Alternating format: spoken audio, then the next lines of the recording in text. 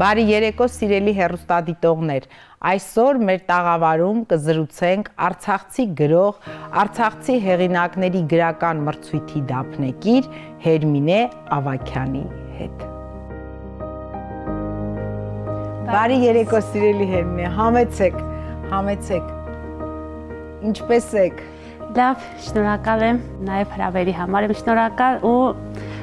փոքրիկ նվեր ունեմ ձեզ համար, իմ նախավերջին գիրքը, քանի որ վերջինը ունեք արդեն։ Շատ շնորհակալ եմ Հերմինե ջան, զգացված եմ, իսկապես շատ լավ նվեր է ինձ համար եւ պետք է խնդրեմ հաղորդման վերջում մակագրեք, իսկ այո, ես ձեր վերջին գիրքը Հրաժեշտի աչքերը ձեռք եմ բերել եւ շատ մեծ սիրով ու հետաքրքրությամբ ընթերցել եմ։ Շնորհակալ եմ։ Թրաշուշանները գարուն են ուզում, իսկ պատերազմը եղանակ չունի, նա գալիս է երբ ուզում է եւ ինչպես ուզում է։ Սրանք բառեր են, նախադասություն է Հերմինե Ավագյանի Թրաշուշանները գարուն են ուզում պատմվածքից։ Երկրորդ գարունն է սիրելի Հերմինե, որ Արցախը առանց մեզ է, մենք էլ առանց Արցախի։ Բայց ի պատիվ ձեզ դուք չեք դադարում խոսել Արցախի մասին, դուք չեք դադարում գրել Արցախի մասին եւ միշտ ասում եք, որ պետք է օգտագործենք բոլոր հարթակները, որ խոսենք Արցախի մասին եւ ես էլ ձեզ ուզում եմ ասել, որ մեր հարթակը ձեզ սիրով հյուրընկալել է, որ այս հարթակից մենք էլ միշտ պատրաստ ենք խոսել Արցախի մասին եւ կարծում եմ այսօր մենք միասին խոսելու ենք Արցախի մասին։ Շնորհակալ եմ հարցազրույցի համար, ես միշտ հետևում եմ ու գիտեմ, որ շատ անկեղծ մթնոլորտում է ձևավորում ձեր հարցազրույցները ու շատ ուրախ եմ, որ այդ մթնոլորտի մի մասնիկն եմ այսօր կազմելու։ Դուք ինձ հիշեցրիք մի պատմած, որ ես ապրիլյան պատերազմից հետո եմ գրել, հին պատմվածք է։ Իսկ թե այս պատմածները եւ թե նախավերջին գիրքը, որ ձեզ նվիրեցի, Կապույտ տանիքները, մեկը Արցախ, մեկը Չափածո ժանրում դարձյալ անդրադառնում է ցավոք պատերազմին, որովհետև գրողը ապրելով Արցախում պարզապես չի կարող շրջանցել պատերազմի թեման ու նույնիսկ այն խաղաղությունը, այն փխրուն խաղաղությունը, որ կար Արցախում, այդ օրերին միշտ էլ մենք զգում էինք, որ պատերազմի շունչը, պատերազմի քայլերը մոտեցող, այդ ամենը մենք միշտ զգում էինք եւ հնարավոր չէր շրջանցել պատերազմի թեման, դրա համար Արցախում ապրող բոլոր գրողների ստեղծագործություններում կա պատերազմը, այլ բան է ինչպես եք մենք փորձում դա ներկայացնել ընթերցողին, որովհետև եթե դուք անդրադառնաք իմ ստեղծագործություններին, թե Արցախ, թե Չափածո, երկու թեմա կա, որ ես արծարծում եմ այդ ստեղծագործություններում, մեկը ցավն է եւ մյուսը երազանքն է։ Ցավը բնականաբար պատերազմն է, պատերազմի ցավն է, կորստի ցավն է, որ թողնում է պատերազմը եւ այդ ցավը կարևոր է ինչպես է սա ներկայացնում ընթերցողին։ Ես փորձում եմ թե իմ գրականությամբ եւ թե իմ կյանքում այդ ցավի հետ, ասպես ասած, փորձել հաշտ ապրել, այն ընդունել որպես իմ անձը ձևավորող մի մասնիկը, այն ընդունել դեպի ավելի ինքնաճանաչողություն տանող ճանապարհ, դեպի իմ խորքերը տանող ճանապարհ, որովհետև գուցե եթե չլիներ այդ ցավը, ես չէի քայլի այդ ճանապարհով, դեպի ինքս ինձ տանող ճանապարհով, չէի բացահայտի այն Հերմինեին, որ ապրում է իմ մեջ, չէի գրի այլ պատմվածքները, որ դուք ընթերցել եք։ Այսինքն այդ ցավի միջոցով ես փորձում եմ նաև չչարանալ, այլ ավելի շատ դեպի ինձ քայլել, դեպի իմ խորքերը քայլել ու գտնել այն լույսը, որ բոլոր մարդկանց մեջ կա։ Պարզապես ցավը ցույց է տալիս այդ ճանապարհը։ Դու եւ իմաստություն ես ձեռք բերում այդ ճանապարհին եւ հասկանում ես շատ բան, որ մինչեւ այդ չէիր հասկացել։ Ու սկսում ես աշխարհին նայել, կյանքին նայել այլ հայացքով։ Սկսում ես ավելի արժևորել այն ամենը, ինչ կա։ Դա քեզ քաջություն է տալիս, ապրելու քաջություն է տալիս։ Եվ երբ որ ես ստեղծագործում եմ, ես փորձում եմ այդ քաջությունը փոխանցել, այդ հավատը փոխանցել ընթերցողին։ Միաժամանակ եւ կա ցավից զգացողություն եւ կա նաեւ այդ ապրելու երազանքը։ Եթե ավելի խորը համեմատեմ որպես կին գրող, ապա այդ պատերազմի հիշողությունները կարծես թե լինեն հողի տակ թաքնված սերմեր։ Ժամանակի ընթացքում մի օր դրանք արթնանում են, ծլարձակում են մի օր, եւ երբ որ դրանք արթնանում են, դրանց հետ երբ դու սկսում ես ստեղծագործել, դրանց հետ դու եւ ցավն է ծլարձակում, եւ միաժամանակ վերածննդի հնարավորությունն է ծլարձակում։ Ես ընդունում եմ այդ ցավը, ես գրում եմ այդ ցավի մասին, բայց ես շարժում եմ դեպի այդ վերածննդի հնարավորությունը։ Ես այդ ուղղությունն եմ ինձ համար ուղենիշ դարձնում։ Սա ցավի մասով։ Եվ ինչպես նշեցի, կա նաև երազանքը։ Կարող եք նաև այսպես մտածել, պատերազմ եւ երազանք դա հակառակ ոնց որ հակալիշ բառեր են։ Դա ապրելու մասին է երազանքը, ապրել պատերազմից հետո։ Դա երևի անբացատրելի է բառերով ներկայացնել, թե ինչ զգացողություններ են դա ապրել պատերազմից հետո։ Ոնց որ դու վերադառնաս մի տուն, որտեղ միայն պատերն են մնացել, իսկ ներսում դատարկություն է, տան ներսը թալանված է, չկան երազանքներ, կա ունայնության զգացողություն, ամեն ինչ խլված է ու միայն այդ պատերն է մնացել։ Եվ այս պարագայում դու ունես երկու հնարավորություն, կամ այդ պատերի ներսում մենանալ, առանձնանալ աշխարհից, ապրել լռության մեջ ու սпасել ինչ-որ անորոշ վախճանի, եւ կա երկրորդ հնարավորություն՝ հենվել այդ պատերի վրա, քանի որ այդ պատերը կան, ուրեմն դու ապրում ես, հենվել այդ պատերի վրա եւ փորձել կառուցել։ Փորձել այդ տան ներսում ցանել առաջին ծաղիկը, առաջին փոքրիկ երազանքը, դա շատ դժվար է, բայց դա անկարելի չի, որովհետեւ եթե դու պատերազմից հետո ապրել ես, ուրեմն Աստված քեզ տվել այդ հարության հնարավորությունը։ Դու անցել ես մահվան միջով, բայց դու ողջ ես մնացել, որովհետև պատերազմից հետո ոչ բոլորն են ողջ մնում։ Ու եթե դու ողջ ես մնացել, ուրեմն դու քո կյանքը պարզապես դու պիտի ապրես, պարզապես քո կյանքը արդեն այլ խորհուրդ է ստանում։ Դու ապրում ես ոչ միայն քեզ համար, այլ նաև դու ապրում ես այն մարդկանց համար, ովքեր չեն ունեցել այդ հնարավորությունը ապրելու, ովքեր ողջ չեն մնացել, որ դու ողջ մնաս։ Եվ այդ պատասխանատվությունն է արդեն դառնում քո կյանքի ուղեկիցը։ Եվ կապ չունի դու գրող ես, բժիշկ ես, ուսուցիչ ես, արդեն քո կյանքը այլ իմաստ է ստանում։ Հենց եթե թույլ կտաք ապրելու վերաբերյալ ձեր ստեղծագործություններից, հա, քանի որ ես ինձ համար դա դուրս էի գրել եւ այս հարցը ձեզ պետք է տայի, բայց ապրել բոլորն են ապրում, բայց ապրելու բեռը ծանր է։ Պատերազմներից հետո ավելի է ծանրանում այդ բեռը, թեև շատերը չեն ուզում այն տանել, ցած են նետում, որ ավելի արագ վազեն։ Չեն հասկանում, որ միևնույն է, բոլորս վերջում նույն տեղն ենք հասնում, ուրիշ տեղ չկա այս աշխարհի երեսին։ Պատերազմներից հետո կյանքը պատասխանատվություն է դառնում։ Բայց արի ուտես, որ այո, այդ պատասխանատվությունը մենք բոլորս շատ տարբեր ձևով ենք կրում, հասկանում,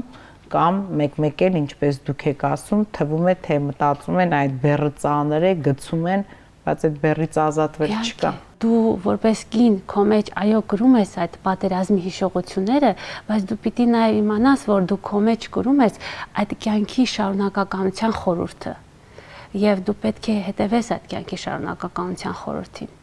Դու ողջ ես ու դու չես կարող նահանջել։ Դու ապրում ես, դու ուրիշ ելք չունես։ Հերմինե ջան, ուզում եմ մի փոքր ձեր մանկություն գնանք, նախ անկեղծ ասած ձեր ստեղծագործությունները հուշում են այն մասին, որ դուք փայլուն հիշողություն ունեք ու շատ լավ հիշում եք ձեր մանկությունը, դա բոլոր երեխաներին տրված չէ, բայց ինչպես ասում են, եթե շատերի համար մանկության են բարի կերպարները կամ հետաքրքրող մնում են բարբիները, ջրահարսները կամ գոնե ձմեռպապն ու ձյունանուշը, Հերմինե Ավագյանի համար մանկության բարի կերպարը դարձավ Մոնթե Մելքոնյանը, չմոռացվող։ Խնդրում եմ այդ հանդիպման մասին պատմեք ու ինչպես է մինչ օրս էլ ձեր աչքերի առջև կա այդ կերպարը, այդ որտեղ կա, ասել եք, որ բարի կերպար է, որը մնացել է իմ մեջ մանկությունից։ Գիտեք, ես շատ այսպես հաճելի զգացողություն ունեցա, որ դուք այդ տպավորությունն եք ստացել իմ ստեղծագործությունը ընթերցելով, որը հիշում եմ իմ մանկությունը, որովհետև լրիվ հակառակն է դա։ Չեք հիշում։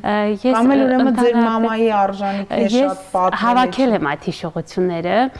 որովհետև երբ որ պատմում են եւ հորս ընկերները, եւ մայրս, եւ հարազատներս, ես միշտ հարցնում եմ նրանց իմ մանկության մասին, որովհետև երբ որ ես հիշում եմ իմ մանկությունը, արդեն պատերազմից հետո են իմ հիշողությունները արթնանում։ Ես չեմ հիշում պատերազմի ժամանակ իմ մանկությունը։ Դուք կարող եք մտածել, որ դա լավ է, բայց դա չէ, որ դա իմ կյանքի մի մասն է, որը ես չեմ հիշում։ Ու եթե չես հիշում քո մանկությունը, ուրեմն նաև ինչ որտեղ կիսատ ես ապրել քո կյանքը։ Ես միշտ փորձել եմ հիշել հորս կերպարը, միշտ փորձել եմ նրան կառուցել իմ հիշողության մեջ, բայց երբեք միջևեր այսպես ասած չեմ կարողացել գծել նրա դեմքը, աչքերը ու միշտ դա ինձ հետաքրքրել է անդադ վերադառնալ դեպի մանկություն, դեպի այն ամենը, ինչ որ ես չեմ հիշում եւ ես սկսել եմ անընդհատ դեռ փոքրուց զրուցել բոլոր այն մարդկանց հետ, ովքեր կապված են իմ մանկության հետ։ Եվ հավաքելով այդ հիշողությունները, արդեն ժամանակի ընթացքում ինձ դրանք ես մարմնավորել եմ թե պատմվածքների մեջ, թե բանաստեղծությունների մեջ, եւ դուք առաջին մարդ չեք, որ ասում եք, որ ես ամեն ինչը շատ լավ հիշում եմ, պատկերավոր է, գուցե դա հեղինակի համար շատ կարեւոր գնահատական է, որովհետեւ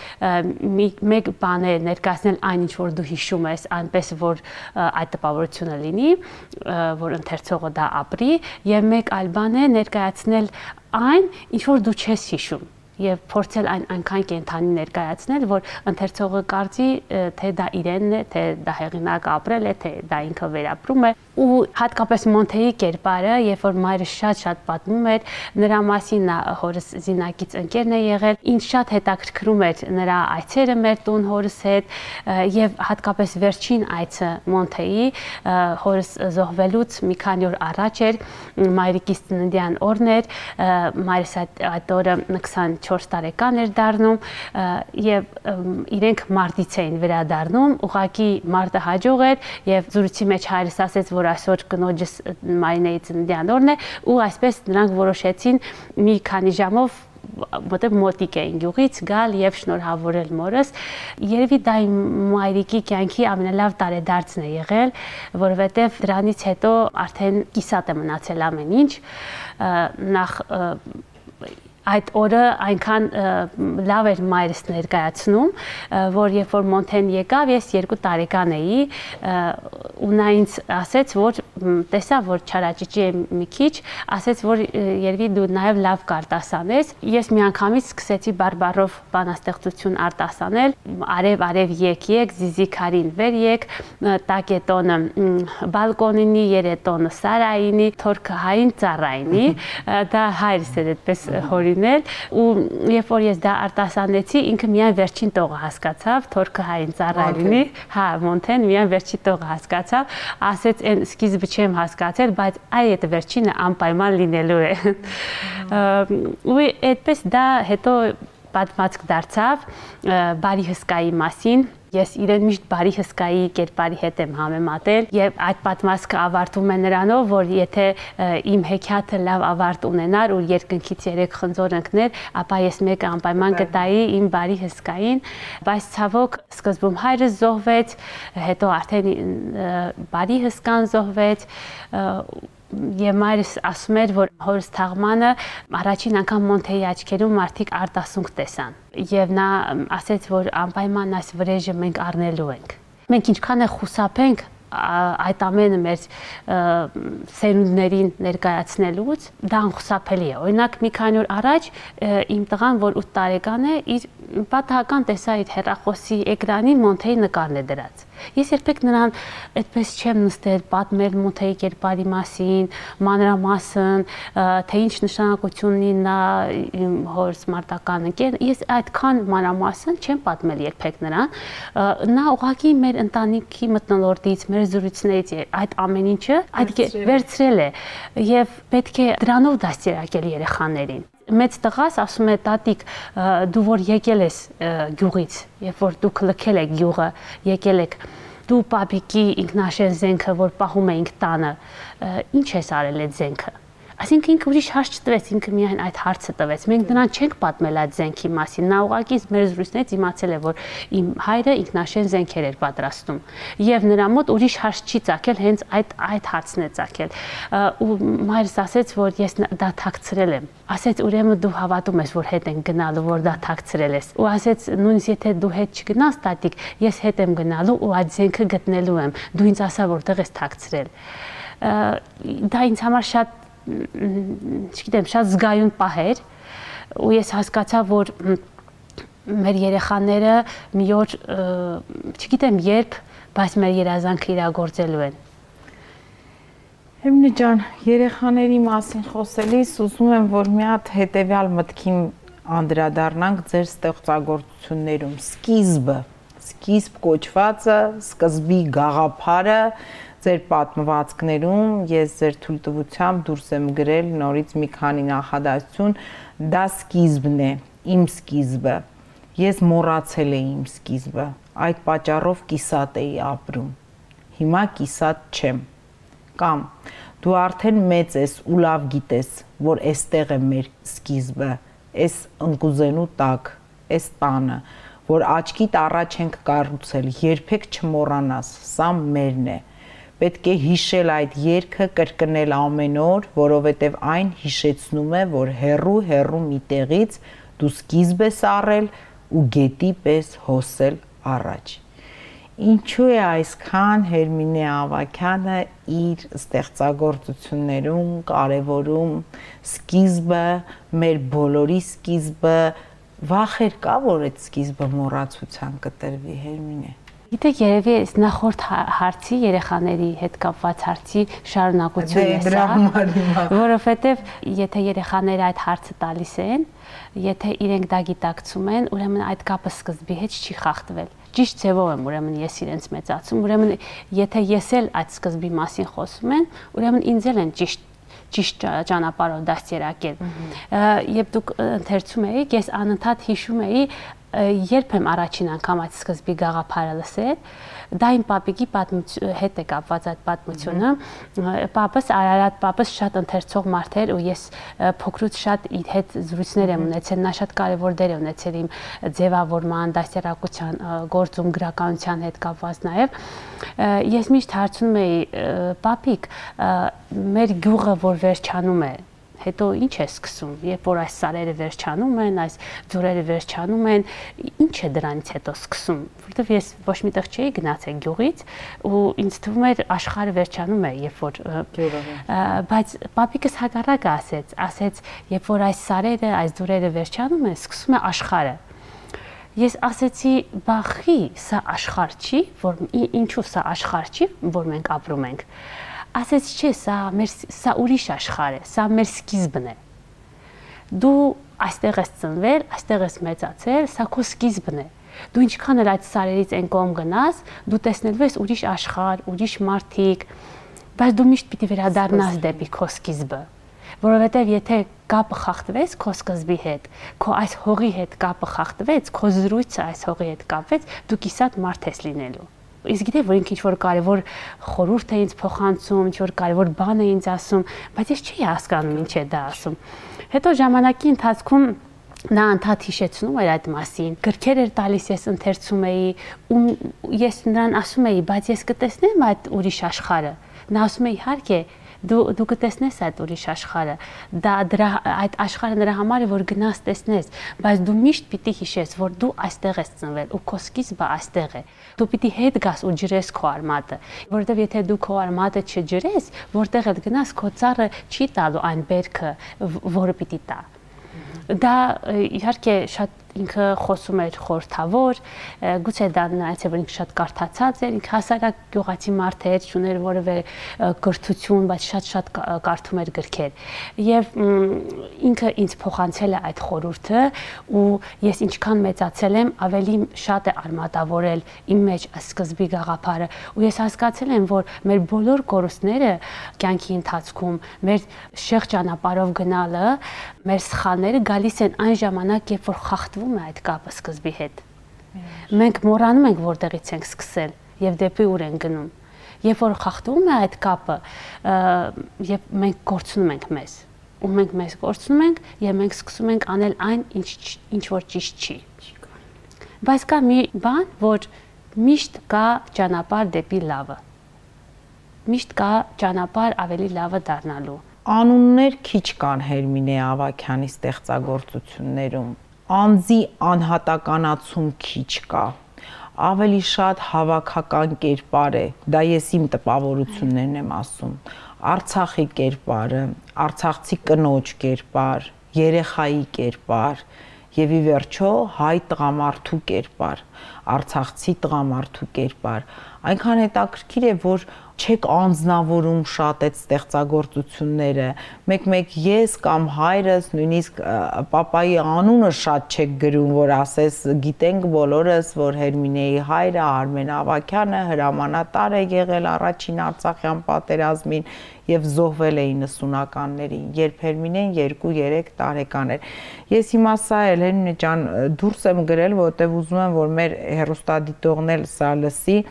Եվ ուզում եմ մի փոքր, եթե թույլ կտաք, հենց այստեղից գրքից ընթերցեմ։ Դուք տեսել եք, թե ինչպես են արտասվում տղամարդիկ։ Թաքուն, որ կողքինը չտեսնի, որ ոչ ոք չտեսնի։ Նրանք ամանչում են իրենց արցունքներից, թե արցունքներն են ամանչում նրանցից։ Նրանք լացում են գլուխները կախ, կարծես Աստծուց թաքուն, Աստծու աչքից հեռու։ Նրանց արցունքները թափվում են հողին, որ նորից կյանք արարեն, ու այդպես արտասվում էին նրանք, որ պատերազմ էին տեսել, զինակից ընկերներ կորցրել, բայց երբեք չէին արտասվել։ Հիմա նրանք բոլորն արտասվում էին։ Ես ուզում եմ, որ խոսեք այս մասին, սիրելի Հերմինե, սա հենց հրաժեշտի աչքերը պատմվածքից ես ընթերցեցի, Եվ այնտեղ էլ մի այդպիսի հատված կար, ասում եք, որ կանայք մտան եկեղեցի, տղամարդիկ չմտան, Աստծուց նեղացած էին երևի թե, ու էլի հավաքական կերպարը։ Ինչու Հերմինե ջան, հայրենիքը մեկն է, հայ տղամարդը մեկն է, հայ կինն է մեկ եւ ի վերջո հայ մանուկն է, բոլորս ենք, բոլորինս է, Ինչպես է սա այսպես, որովհետև մարդ ինքը իրեն այս ամեն ինչի մասնիկն է սկսում զգալ, դու չունես տպավորություն, որ սա Հերմինեի կյանքն է, սա Հերմինեի կենսագրությունն է, սա մի այլ արցախցու կենսագրություն է, սա հայ մարդու կյանք է, որովհետև Հերմինեին հաջողում է ստանալ հավաքական կերպար իր ստեղծագործությունների մեջ։ Գիտեք, ես տեսել եմ երկու բան, հաղթանակ տեսած տղամարդկանց աչքերը։ Ես դա շատ լավ հիշում եմ, ինչպիսին են դրանք լինում։ Ճիշտ է, ես ասացի, որ իմ հիշողությունները մանկության պատերազմից հետո են արթնանում, բայց ես տեսել եմ այն տղամարդկանց աչքերը, ովքեր այդ պատերազմի հաղթանակն են կերտել։ Նաև տեսել եմ երկրորդը, այն տղամարդկանց աչքերը, ովքեր կորցրել են այդ հաղթանակը, ումից խլել են այդ հաղթանակը։ Ես դա երբեք պարտություն չեմ համարում, ես այդ տղամարդկանց երբեք պարտված չեմ համարում։ Ու գիտեք, շատ դժվար է այդ հաղթանակ տեսած աչքերում տեսնել արտասունք։ Ու ես չեմ փորձել որևէ մեկին այդ պատմվածքի մեջ, որից դուք մեջբերում արեցիք, դա այն պատմվածքն էր, երբ որ տղամարդիկ պետք է լքեին Արցախը, նրանք այլ երկ չունեին, այդ հաղթանակ տեսած մարդիկ պիտի լքեին Արցախը ու նրանք հավաքվում էին գերեզմանոցում ու մտածում էին հանեն իրենց հրամանատարի դիակը տեղափոխեն իրենց հետ, թե թողեն այդ հողում, որի համար նա կռվել է։ Եվ այդ տղամարդկանց հոգեվիճակն է այդ պատմվածքի մեջ, տղամարդկային լռություն է կարծեմ պատմվածքը կոչվում, ու նրանք այդպես չեն հասկանում ճիշտը որն է, թողնել գերեզմանը այդպես մտածելով, որ կարող է փոխել, թե տանել իրենց հրամանատարին իրենց հետ։ Գուցե ճիշտ այն է, որ նա մնա այն հողում, որի համար կռվել է, որովհետև նրա համար ուրիշ ոչ մի տեղ աշխարհում ավելի լավ տեղ չի լինի, որովհետև նա այն հողի գրկում է, որի համար անմահացել է։ Դա ամենաճիշտ տեղն է, եւ այդ տղամարդիկ դրա համար լացում էին։ Ու ես չեմ փորձել նրանց մեջ անուններ փնտրել, անձնավորել, որովհետև այդ օրերին դա բոլոր արցախցի տղամարդկանց մասին էր խոսում, որովհետև դա իրապատում է, այդտեղ խորինած ոչ մի բան չկա։ Այն ես ինչ որ դա պատմել եմ, դա իրականություն է եղել։ Արցախում ամեն գյուղում եղել են այդպիսի պատմություններ, այդպիսի երկխոսություն, այդպիսի զրույցներ, այդպիսի ծանր լռություն, արդյունքներ եւ հետեւաբար որևէ մեկին չեն փորձել անուններով առանձնացնել այդ պատմվածքի մեջ։ Ու ինձ շատ են ասում, որ երբ որ մենք ընթերցում ենք, թե տղամարդիկ, հատկապես տղամարդիկ են ինձ շատ ասել, որ հենց այդ պատմվածքին մասին, որ երբ մենք ընթերցում ենք այդ պատմվածքը, ու դա ինձ ասել են հենց երիտասարդ, բայց պատերազմ տեսած տղամարդիկ, մենք չէինք ուզում, որ այդ պատմվածքը վերջանար։ Որովհետև մենք այդ պատմվածքի հետ Արցախում էինք, ինչքան էր ծանր լիներ, ու մենք ուզում էինք չավարտվեր ու մենք շարունակեինք լինել Արցախում, թեկուզ այդ ցավի մեջ, թեկուզ այդ ծանր զրույցի մեջ, որ մենք ունեցանք, բայց ուզում էինք, որ շարունակվեր այդ պատմվածքը ու մենք մեզ այնտեղ զգայինք։ Եվ նույնն էլ կանանց կերպարների մեջ, այո, ես այդ բոլոր պատմվածքների մեջ կամ, երբ որ ես գրում էի, ես կարծում էի, թե ես դա իմ մասին եմ գրում, որովհետև չապրած պատմություն չկա այդ պատմվածքների մեջ, այդ բոլորը ես ապրել եմ, բայց ես չի ուզում ինձ շեշտեի այդ պատմվածքներում, ու ինձ համար ամենակարևոր նաև պատասխանատու գնահատականը այն է, որ ես չդնելով հատուկ ինչ-որ անուններ, անձնավորումներ այդ պատմվածքների մեջ, ընթերցողները հենց իրենց գտնում են այդ պատմվածքների մեջ։ Թվում է, թե ես իմ մասին եմ գրել, իմ յուղի մասին եմ գրել, իմ հոր, իմ մոր մասին եմ գրել, բայց ընթերցողը իրեն է գտնում այդ ամենի մեջ։ Դուք գրում եք, ստացվում է ձեր մասին, բայց ստացվում է բոլորի, դա միանշանակ։ Ու դա առաջին հերթին երևի պատասխանատվություն է, եւ երևի ես հենց կշարունակեմ նաեւ այդ ոճով գրել, որովհետեւ այլ կերպ ես չեմ կարող։ Նույնիսկ մորս կերպարը, երբ որ ես բանաստեղծությունների միջոցով նամակներ էի հղում այս նախավերջին գրքի մեջ, Կապույտ տանիքների մեջ մորս նամակներ էի հղում բանաստեղծությունների տեսքով, մորս կերպարներ էր այդտեղ հավաքական։ Ես այդտեղ մորս կերպարի մեջ Արցախն էի տեսնում, ու մայրս եւ Արցախը ինձ նույն հայացքով էին նայում։ Այսինքն ես միշտ փորձում եմ հավաքական կերպարներ ստեղծել, որովհետև գիտեք, մենք բոլորս իրար նման ենք։ Մենք բոլորս տեսել ենք պատերազմը։ Կապ չունի ով է Հայաստանում եղել, ով է Արցախում եղել, այդ պատերազմը մեր բոլորի մի մասնիկն է։ Այ ջան, մի փոքր էլ դրա մասին, ով որտեղ է եղել, ուզում եմ անպայման խոսենք մինչ հաղորդման ավարտը։ Հակարի կամրջից այն կողմ իմ մանկությունն էր, երազանքներն ու հորս եւ այլ տղաների ձեռք բերած հաղթանակը։ Կամրջից այն կողմ ես մնացել էի անզոր, մեղավոր, այս ամենը սփոփելու համար սկսեցի նամակներ գրել մորս, որոնք դարձան պատմվածքներ։ Եվ հաջորդ հատվածը մի եսը ապրում է կամրջից այն կողմ, մյուսը այս։ Հավատում եմ, որ մի օր այդ երկու եսերը ամբողջանալու են եւ հանդիպելու են կամրջի ոչ թե այս, այլ այն կողմում։ Հերմինե, հիմա ո՞րն է ձեր ապրելու բանաձևը։ Ես այս հարցը պետք է վերջում տամ, ասեմ ապրելու եւ ապրեցնելու բանաձևը։ Այս հարցը ուղղում եմ մեր բոլոր հյուրերին։ Հիմա սրանից ելնելով այս հակարի կամուրջը բոլորիս դժբախտություններ ու անկախ նրանից, թե Արցախում արցախցի էինք, թե հայաստանցի, մենք իսկապես մեր մի մասը մնաց այնտեղ եւ ցավոք մնաց անվերադարձ այս պահին, մի մյուս մասը էստեղ էր։ Հիմա ոնց անենք եւ ո՞րն է ձեր ապրելու, ապրեցնելու բանաձևը, որ կարողանանք այդ ուժը վերածննդի, վերգտնել մեր մեջ, ապրել, արարել եւ հույս ունենալ, որ այդ մեր եսերը մի օր միավորվելու են։ Ինձ հաճախ տալիս են այն հարցը, որ այս ամենից հետո դու ինչպես ես կարողանում ստեղծագործել, ինչպես ես կարողանում նորից գրել, միջոցառումներ կազմակերպել մշակութային գրական, իմ աշխատանքի բերումով նաև ես հաճախ եմ գրական մշակութային ձեռնարկներ կազմակերպում, ինձ շատ հաճախ են այդ հարցը տալիս, թե իմ կյանքի եւ թե կյանքի գործունեության եւ թե ստեղծագործելու առումով։ Այդ հարցի պատասխանն էլ հենց երևի այդ ապրելու բանաձևն է, որի մասին դուք խոսեցիք։ Ես կարծում եմ այսօր առավել քան երբևէ, երբ մենք ապրում ենք մեր ազգային արժեքների աղավաղման այդ ժամանակաշրջանում, երբ փորձ է արվում մեզ կտրել մեր արմատից, մեր ազգային արժեքներից, սխալ ուղղությամբ տանել սերունդին, իսկ Արցախը դա մեծ ազգային արժեք է։ Այս պայմաններում առավել քան երբևէ կարևոր է խոսել Արցախի մասին։ Եվ եթե իմ հարթակը դա գրականությունն է, դա մշակույթն է, դա այս գրքերն են, դա ինչ-որ գրական մրցույթներ են, փառատոներ են, որի ճանապարհով ես կարող եմ խոսել Արցախի մասին,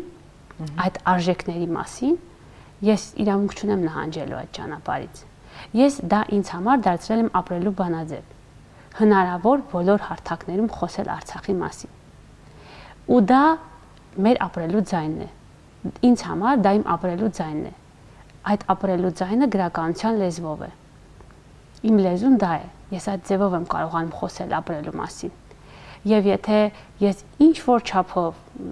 որևէ մի ընթերցողի գիտակցության վրա կարողանում եմ ազդել իմ պատմվածքով, իմ բանաստեղծությամբ, նրա մեջ նորից արթնացնել այդ կապը արմատի հետ, այդ սկզբի գաղափարի հետ, որ դուք ասել եք, ազգային արժեքների պահպանման հետ, ինքնության պահպանման հետ, եթե ես ինչ-որ չափով փոքր-ինչ կարողանում եմ դա անել, ապա պետք է դա անեմ։ Չի կարելի ասել, որ ես մենակ ոչ մի բան չեմ կարող անել։ Դա ամենասխալ մտածողությունն է, որովհետև ամեն ինչ սկսում է մեկից։ Այո։ Մեկ հոգուց է ամեն ինչ սկսում։ Եվ եթե այդ մեկ հոգին հավատում է, որ ինքը կարող է ինչ-որ բան անել, ապա մյուսներն են սկսում հավատալ։ Ամեն ինչ այդպես է սկսում։ Ու դու չպիտի ծուլանաս, չպիտի կորցնես քաջությունը, չպիտի ընկճվես, ու դու պիտի հասկանաս, որ եթե դու ողջ ես, դու ապրում ես, ուրեմն դու ունես առաքելություն։ Հերմինե ջան, իսկ ինչպես կպատասխանեք հաջորդ հարցին, հայրենիքը ձեզ համար։ Գիտեք, հայրենիքը ինձ համար առաջին հերթին դա մի երկար զրույց է այն հողի հետ, որի վրա ես քայլում եմ։ Եվ կապ չունի, որ այսօր, որտեղ որ ես ծնվել եմ, իմ ծննդավայրը գտնում է կամրջից այն կողմ, ես ամեն օր զրուցում եմ այդ հողի հետ։ Ինձ համար հայրենիքը այդ զրույցն է։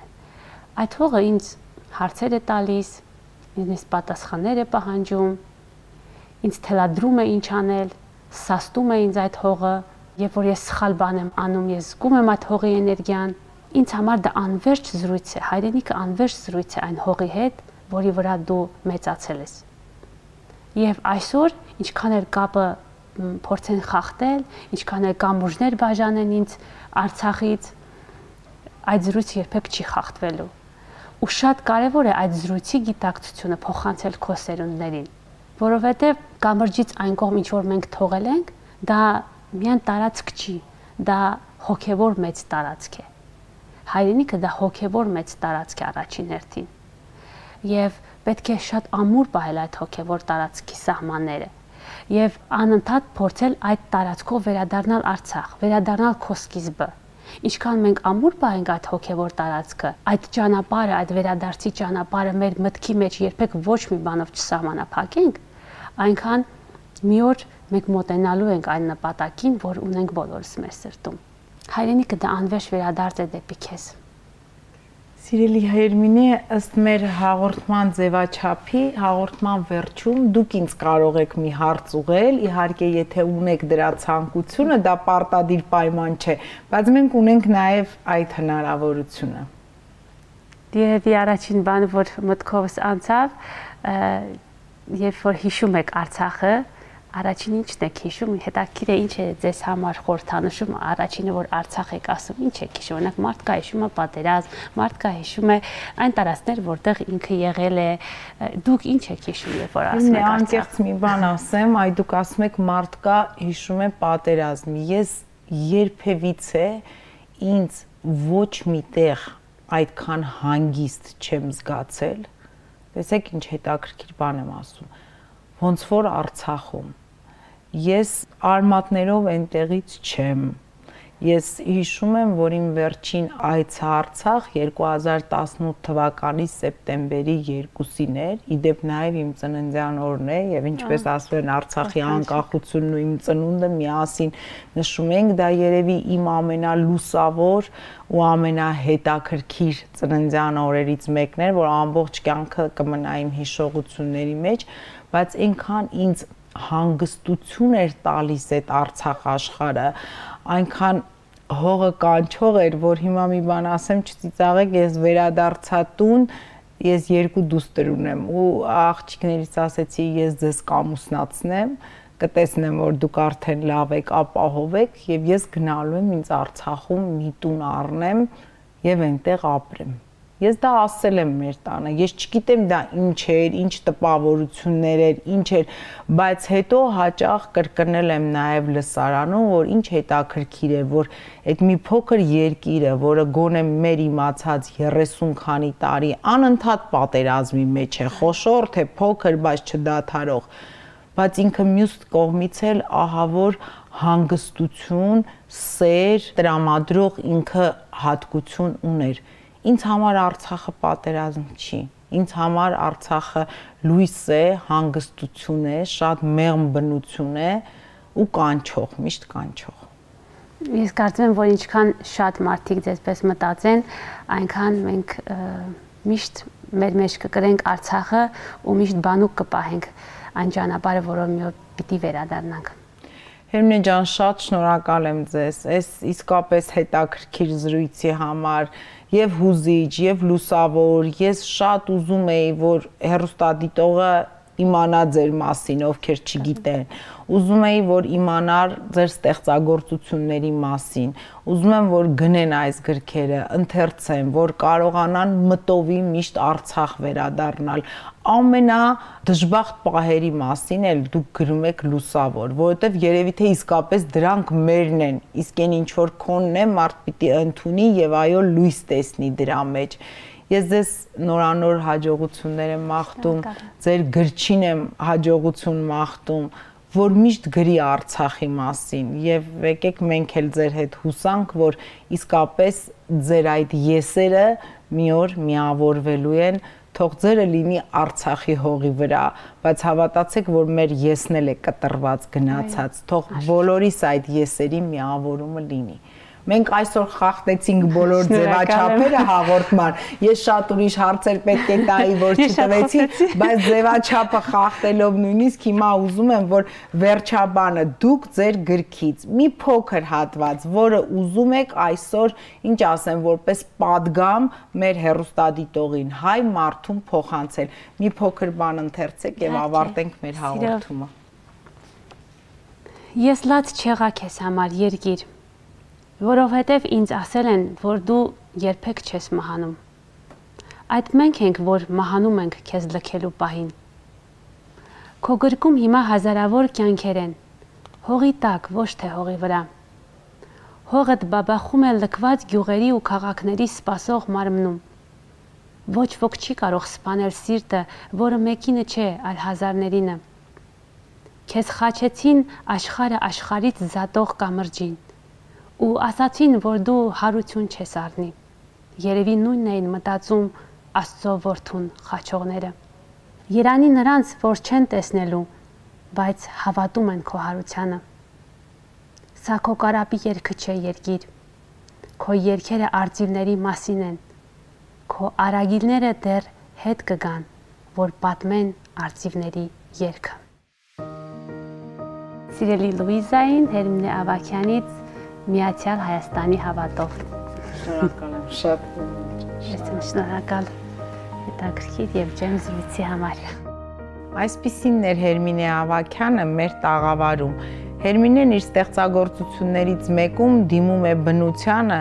եւ ասում, որ այնպես անի, որ գարնանը Արցախում շարունակեն ծաղկել խնձորենիները։ Թող Արցախում ծաղկեն խնձորենիները, իսկ մենք միասին չդադարենք երազել միացյալ հայրենիքի մասին։